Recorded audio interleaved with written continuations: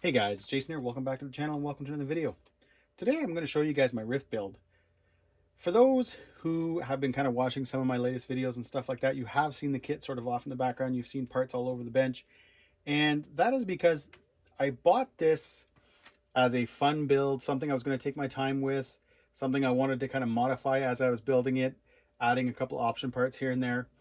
And then the Low C5B came along, and that kind of took up most of the money that I had set aside for this. So what I've done, because I wanted to get this truck together, is I built it basically stock.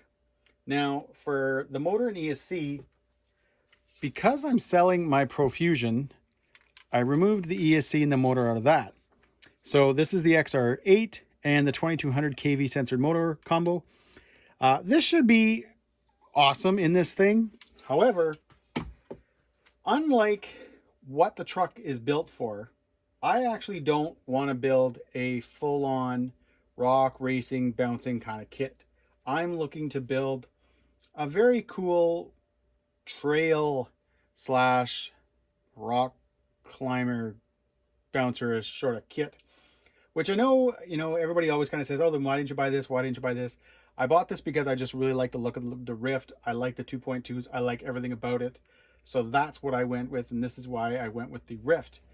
I've been working on it. I've got, obviously, guys, the whole center transmission built. I've got the diffs built. I even, guys, have the panels are now back from the painter, so we're going to be removing those and installing those in this video. And mainly, guys, what I'll be doing in this video is you're going to see it go from this and other parts that I got over here. You're going to see it together. You're going to see it with the panels. The reason, again, like I've mentioned, guys, I'm not going to be running this is I'm not sure about the rims. I do really like these tires.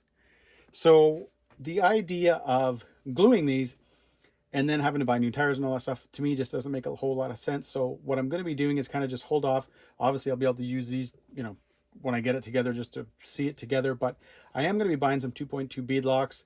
So that's why, one of the reasons I'm not going to be running, because to try to run these not glued is not going to help, as well as kind of my servo issue. So a buddy of mine, Joe, had lent me this servo just so I could kind of get things up. I've got to find myself a 25 tooth servo horn, because I won't be able to use the servo saver that comes with the kit because it's 23 tooth. Thanks Spectrum for that. So again, you're going to see this thing, guys, together. We're going to check out the panels.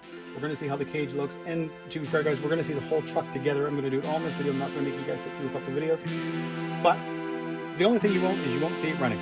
Anyways, let's get to checking out the panels.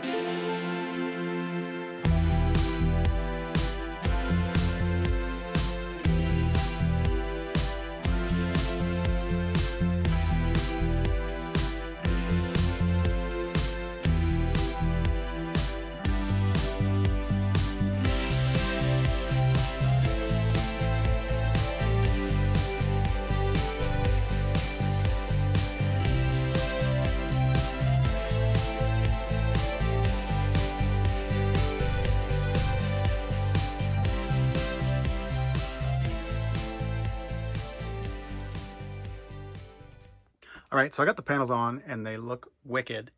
Now, if you're looking at this and you're thinking, wow, something about this looks really familiar. Something about this looks like I've seen it before. Well, that is because you have. Over here. So, hopefully you guys I can get a good shot of this. What basically happened, guys, was when I first got the Ryft, I was going to dye the cage and all that kind of fun stuff. And then I got the body back for the bow, and then I realized that the two of these are so close in color, like the actual cage and then the white that we used for the main color on the body, that I thought, you know what, it would be really cool if we could just kind of sort of blend the two of these together, use the cage as kind of like the base color, and then use the gray, the green, the yellow, and the red for the rest. And you know what? I think that looks wicked. I'm kind of glad now that I didn't dye it. I'm glad I went the way I did with this. I'm not, one of those people that needs to have all my trucks look like the same. You know what I mean? I don't know. I'll have to have the same paint scheme or anything like that. But I did really like this idea that we did. And I think it looks really, really cool in the Ryft. So anyways, I just wanted to show you guys that. What we're going to do now is we're going to get back to finishing off the Ryft. All right, guys, in typical fashion, I went ahead, I got excited, and I just went ahead and completed the whole kit. What you see right now is the Ryft, and it's almost good to go. Why do I say almost? Because the only thing that's not done is I've not glued these rims to the tires. The reason I have not done that is, unlike pretty much every other stock tire that comes with a truck or with a kit, I actually really like these tires. One, they're huge, they're 5.9, so they are bigger than a lot of other tires. But two, I just like the way they look, I like the sidewall, I like everything about them. So I didn't want to glue them and have them basically, literally, stuck to these rims. So I've ordered a set of the Trio bead locks. I'm assuming they're on their way. I haven't heard anything back since I ordered them, but I've got those. And actually I also ordered the Trio, I guess it's for the LMT, their servo saver as well. So I've got that coming, but that's it right now.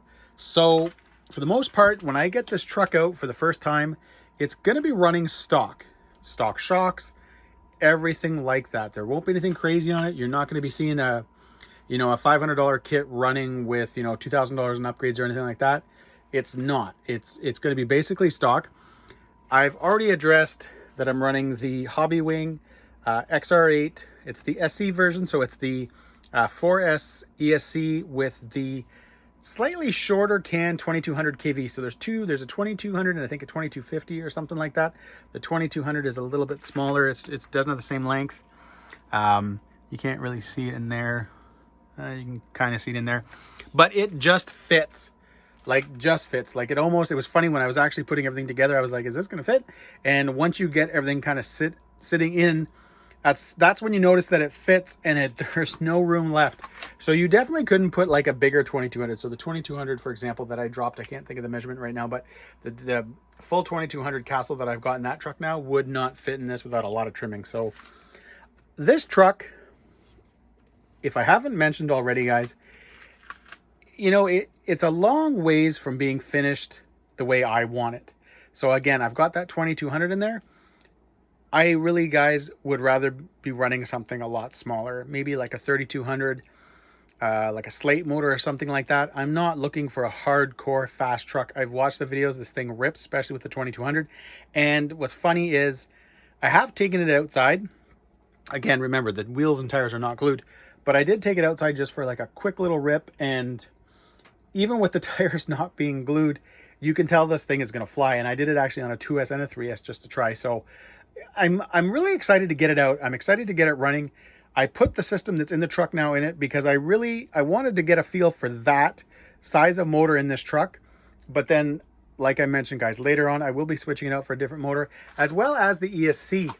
I do want to use a Castle, I think it's a Mamba X, because I want that auxiliary wire. For most people, that auxiliary wire just gets in the way and it drives you crazy. But if you've got a Futaba, like I do, what I like to do with that auxiliary wire is I set that up as a drag brake. So what happens is you put that auxiliary wire into a third or a fourth channel on the receiver. You assign that obviously to a button or to a knob, and you can have your drag brake basically be on demand.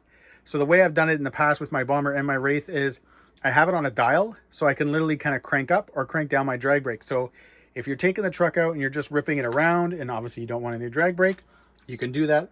But hey, you know what? You're out on the trail and all of a sudden you want to do some rock crawling and all that kind of fun stuff.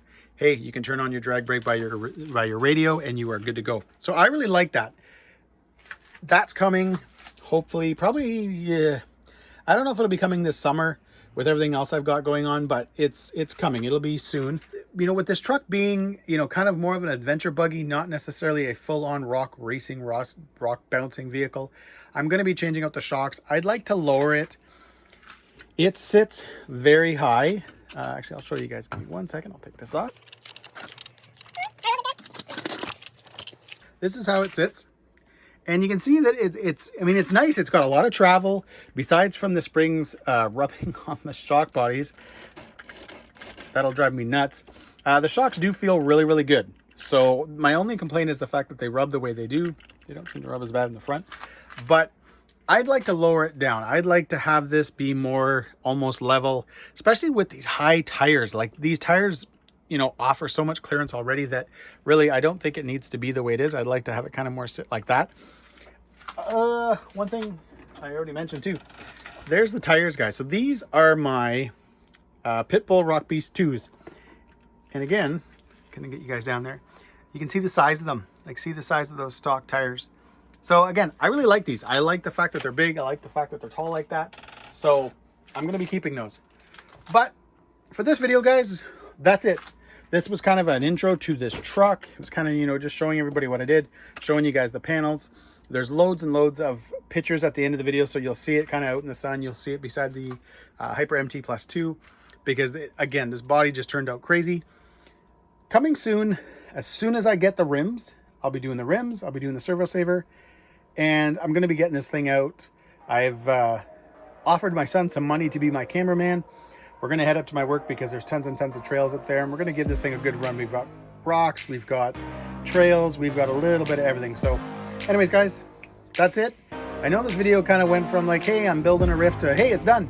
But that's usually the way my videos go. So anyways, guys, as always, if you like this video, give me a thumbs up. Please subscribe. And yep, enjoy a lot of pics.